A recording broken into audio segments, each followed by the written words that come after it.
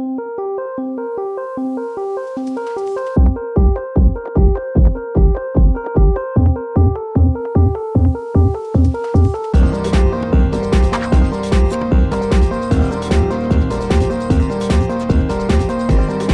everybody, Dacob here. Welcome to the Fashion Bunker. Today we're talking perfumes. So, for those of you who love to watch perfume reviews, you can relax. If you have this particular perfume, you could wear it and then we could go through it together. Or if not, just envision it in your mind because that's what we do. So today we have Hermes, the Hermessence range. I buy these little coffrets or these little packages where you could choose 4 of whichever fragrances they have from the Hermessence line. This is how they come packaged.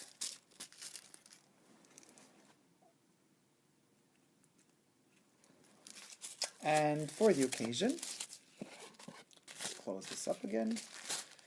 The one we're taking out of the box is Cuir d'Ange, which also means angel leather. All of them have like a little color at the bottom. So every different fragrance, let me give you Brin de Réglisse and Épice Marine. They kind of, if we move in close, you see they all have these like kind of varying colors, which then makes them, if you have all of them together, it makes them kind of, I don't know, cute, I guess. You could collect the colors as well. I'm not a big fan of all those colors. I just care for the fragrances. So let's get right to it. Cuir d'Ange is one of the newest from the Hermessence range, launched in 2014. The nose behind it is Jean-Claude Elena. What can we say about the notes? First, let's spray it on. Out of the bottle already, I'm already on my third 15 ml bottle. Cuir d'Ange only comes as an eau de toilette. It comes in a 15 ml spray, 100, 200, up to 300 ml spray. And then the bigger sprays have like leather caps. You could even invest more money and buy leather pouches for them to spend all the money you want. But this is definitely worth it because it would cost as if you would be purchasing 100 ml. I mean, if it would add up to be the same price per milliliter as if you would purchase a 100 ml bottle. So let's spray it on. And as I said, 3 bottles in already of the 15 ml. Oh my God, this is gorgeous. I love it. This is my favorite of the Hermessence range. Cuir d'Ange is my favorite one. And we have musk, narcissus, violet, hawthorn, heliotrope, and of course, the most important of all of them, leather. A lot of leather. A friend of mine who owns a Kelly and a Birkin bag smelled this once on me. I didn't know about this perfume. Strange, even though she knows about Hermes, but doesn't care much about fragrances, I guess. And she smelled it and she said, wow, it smells like the inside of a new Kelly or Birkin. To me, it's Hermes from the beginning to the end. I don't know if it smells like a Birkin or a Kelly because I never smelled the interior of a new Birkin or new Kelly, but I have leather goods from Hermes, and when they were new, they definitely had a very particular, slightly sweet smell. This one has it, but it's very dry at the same time because it has a lot of leather in it. And it's commercialized or marketed as a unisex fragrance for women and men, which is very good. I definitely, as genderless as I always say perfumes are, this one really transcends it even further because the leather in here it really smells sophisticatedly expensive and luxurious. Now, if I were to say that a perfume could smell like a Kelly or Birkin, as my friend kind of says that the interior of the Birkin and Kelly smells like this perfume. I would say if you want to buy the smell of a Kelly and the smell of a Birkin, get Cuir d'Ange. So get that leather, get that angel leather. And of course, the angels have made the Birkin and the Kelly, so I guess it makes all sense. But to me, what makes every Hermessence perfume very recognizable is the fact that there's a slight ethereal, it could be spicy, it could be sweet note, but it's very like in the air, it's very light, it's very elevating. And that is something that, for example, Chanel perfumes don't have. Usually Chanel perfumes have something very earthy, something very that drags you down to the earth.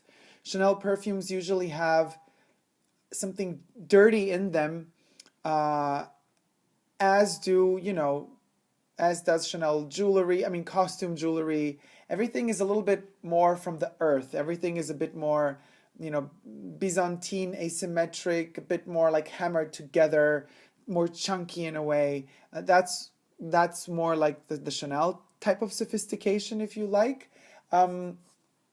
This one, or Hermes, is usually, their fragrances are more ethereal, they're more elevated, they're more detached. As I guess, or as I would presume, is the brand itself, and the whole mentality behind it is this kind of nonchalance and this effortless elegance that Hermes is so famous for when it comes to their accessories and also when it comes to their jewelry. And also when it comes to all of their horse riding equipment, which is to die for. That's actually my favorite part of Hermes. That's where my Hermes crop comes from as well. You haven't seen it yet, but I do have a crop covered with the orange Hermes leather, as well as the leather Kelly necklace, which is kind of fetishy if you look at it, but of course we use it for other purposes. Anyway, back to Cuir d'Ange. To me, it smells timeless. I mean, it's been invented prior probably too, but brought onto the market in 2014, and yet it could be a leather smell from the future, more so than from the past. It's not so from the past because it's very light for a leather scent. It's very, very ethereal. When I say light, however, I don't mean that it lasts in a very short time. It lasts a very long time, actually, considering that it's such a light fragrance. And it especially sticks to the clothes that you're wearing. So I have noticed that like 3 or 4 days after wearing a certain piece, I would smell the perfume on it still. On the skin, I would say you could get a good 7 to 8 hours out of it. However, if you were to shower, then the scent is gone. But the 7 to 8 hour mileage you get out of the perfume, you're definitely going to enjoy it very much, and you're going to have these amazingly fresh whiffs of leather. Now, as fresh as leather can get, you will get them. And I think the heliotrope, and also what we say is in here, the violet. Now, the violet to me is not as present as the violet is overly and predominantly present in Misia by Chanel. There, it's all violet candies. Violet candies with a touch of raspberry. Here, the violet, I think, is used to tame down the leather note and make the leather more violet-y in color, maybe. And if a smell could smell like a color, I think we're pretty close to the color violet here, except the leather tone also gives it, of course, automatically a browny, smoky touch. It's like a smoked violet, definitely, thanks to the leather. And it really makes me happy to smell this fragrance. It gives me that feeling that no matter what I do, I'm going to get through anything. I'm going to be happy no matter what comes, and only good things will come. So it gives you that sense of total and utter satisfaction. It can also be considered kind of sensual. No, definitely sensual, kind of sexual, but it's not a nasty type of sexuality. Again, it's a very, very clean, honest, direct, and open type of sexuality. It's definitely a smell of somebody who has no inhibitions, but doesn't also have any, complexes and complications and fears, but is open enough and honest enough to talk to their partner and say whatever they wish to say, you know, ask for whatever they feel like they should ask without being embarrassed. Now, of course, you can also always get a no for an answer or whatever, but not having that fear to openly speak about one's own needs and necessities is definitely a strength in my book. And that's what this one reminds me of.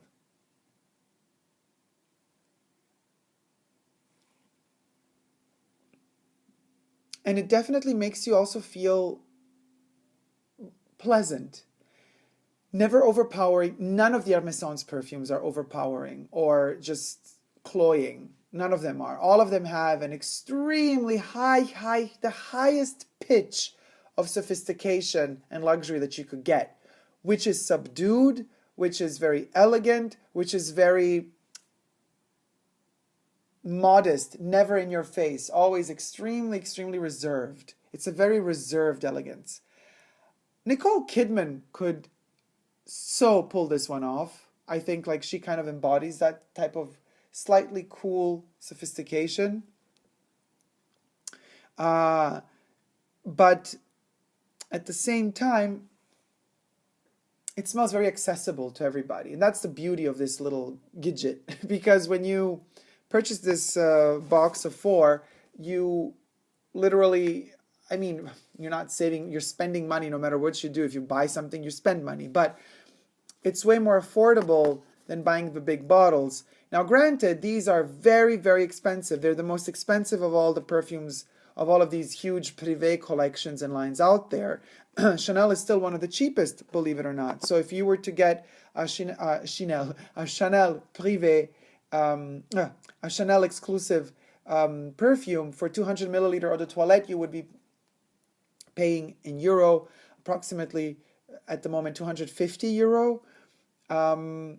With this one, you would be paying way more. Already 100 ml is like 200 something euro. So you could imagine how much 200 ml would be. It's a bit tricky, especially because, I hope I got my prices right, but I think I did. It's quite tricky because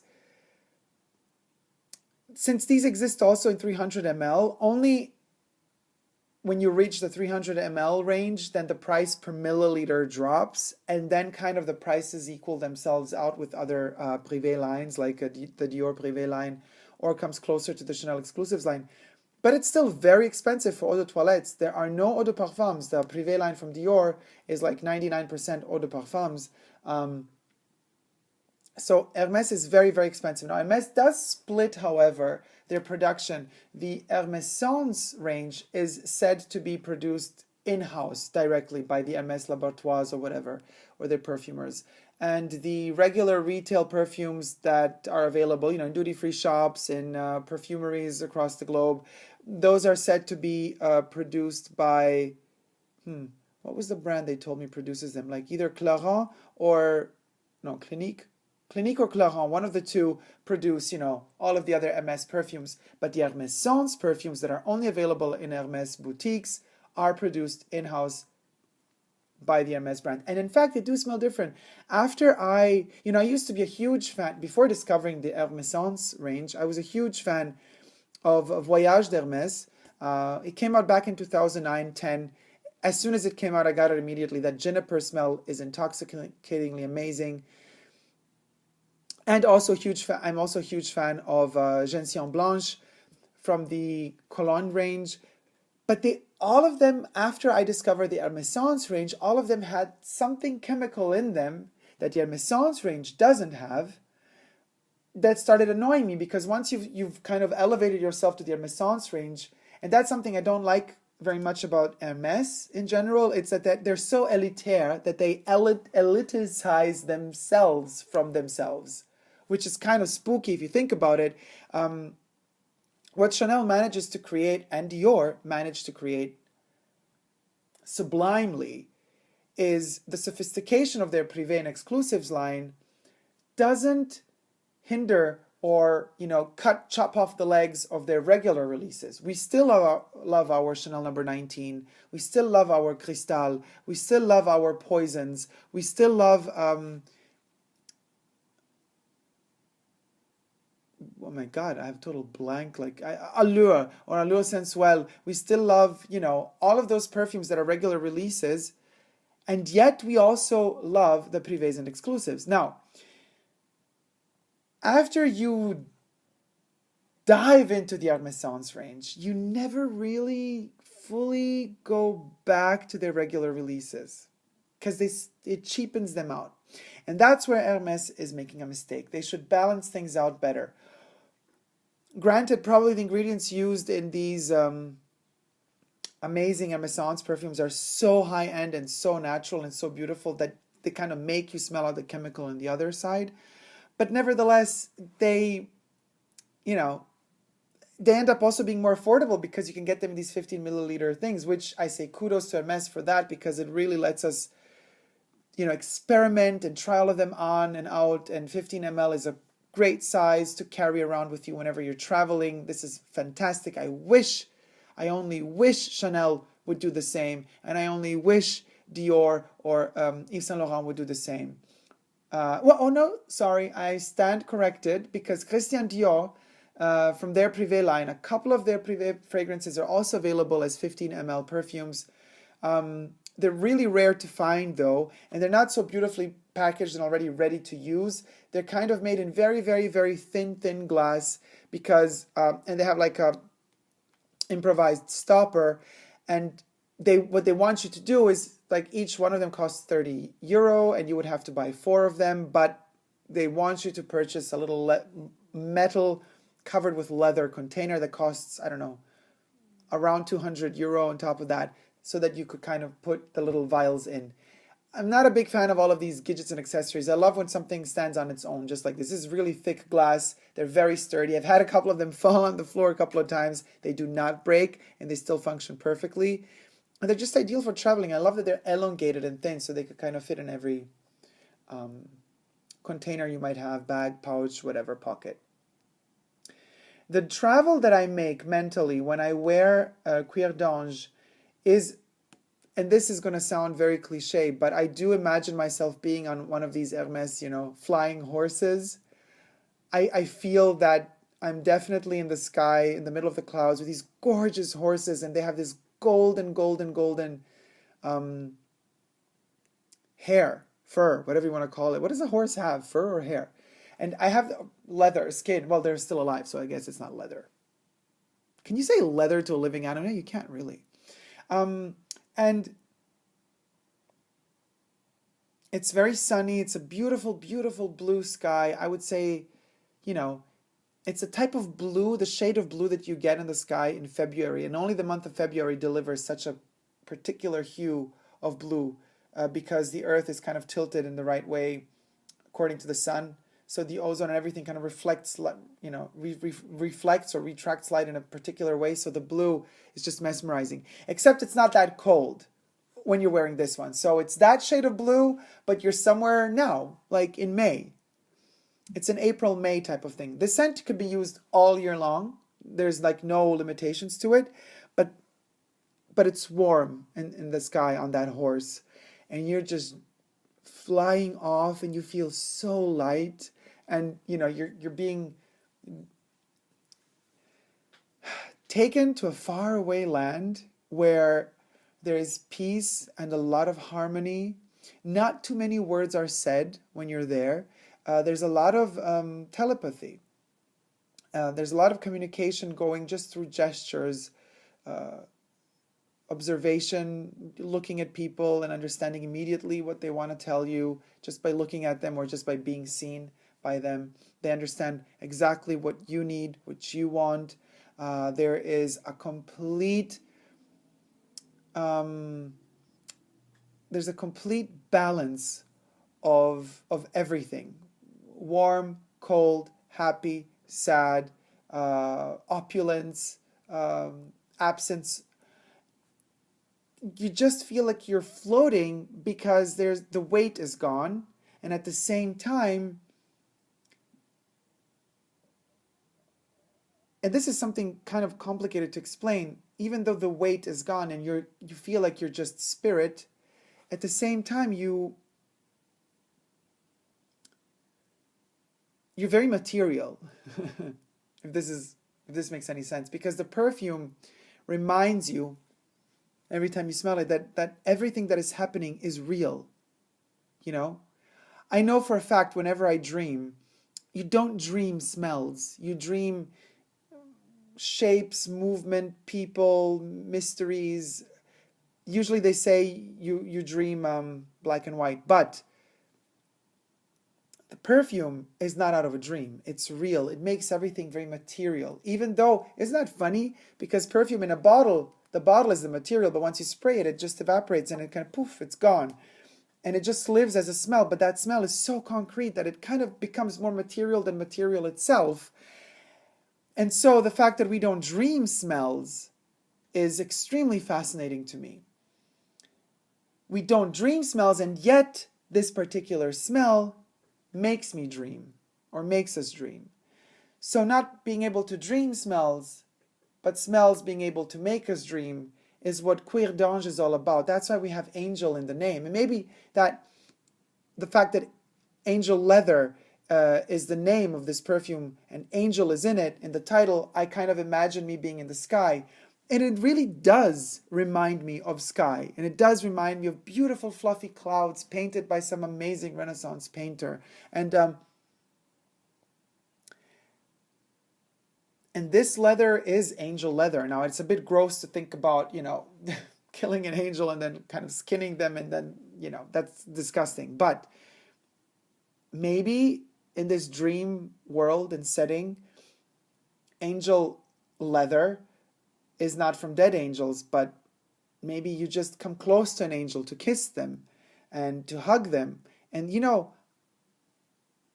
just the natural scent, the natural pheromone scent, if angels have pheromones, emanated from them, is just so intoxicatingly divine and sublime that you kind of feel like you're falling into a dreamy state.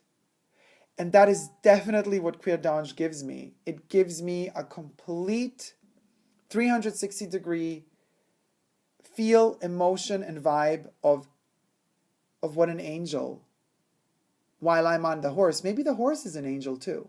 It gives me that feel of what an angel smells like. Because at this point, after this liquid has been created, I have no shadow of a doubt in my soul that angels do exist. They do. And the proof is in the bottle. Leave me comments in the comment section down below. Let me know what you think about this perfume. If you have it, and if you haven't had it, what you think about our trip together today. And don't forget to subscribe to my channel here on YouTube. I'm also on Instagram, Facebook, and Twitter.